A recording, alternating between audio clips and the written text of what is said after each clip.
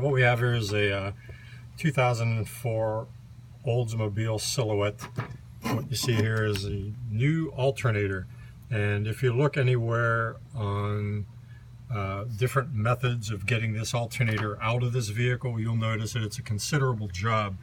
It's been buried. The alternator has inside a space that's relatively inaccessible once everything is put back together, including your wiper arm assembly.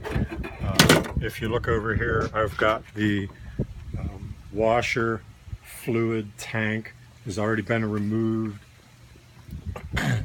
And once these things are in place, this becomes landlocked, so that once you remove the alternator, you can't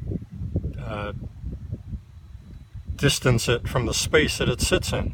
There are some tutorials you'll find online that declare that in order to get the thing out, you need to drop the engine.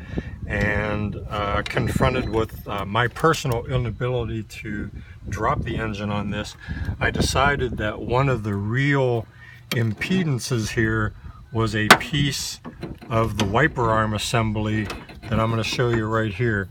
And when it's in one piece, it sits right here, and what it does is it inhibits about 3 inches of space here and about 5 inches of space in the back.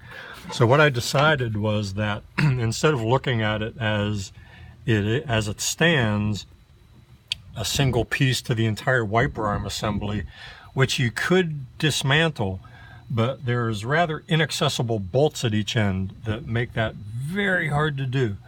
So what I decided to do is look at this as the function that it serves, which is just to connect this end from this end of the wiper to the middle, which is driven by the motor.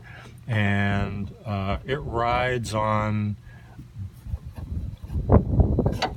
fixtures that rotate but cannot be disassembled because they're bolted in place. You can't unscrew these. These are permanently bolted.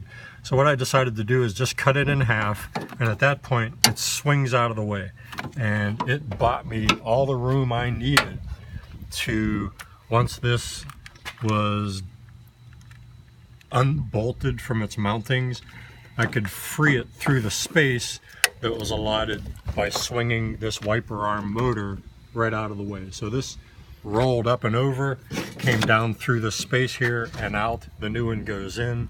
And then the question you'll have is, well, what am I going to do to repair this assembly?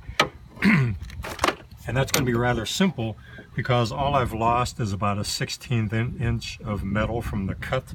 And I'm going to take a stray piece of metal. Maybe I'll even just take an old screwdriver that's threaded or stripped out or something, and I'll lay it in this channel. And then I will take a couple of circle clamps, and ideally what I'm going to be looking for is a piece of metal that's going to go from this fold to this fold so that it won't go anywhere. Because once this piece of metal is reattached, all it has to do is act as a solid piece once again. So I'm just going to lay a piece of straight bar metal in there, lash it into place using circle clamps. That's repaired, and I've just saved myself what you can find online and described as hours worth of work dropping the engine just to get to the alternator. Here's a simpler fix.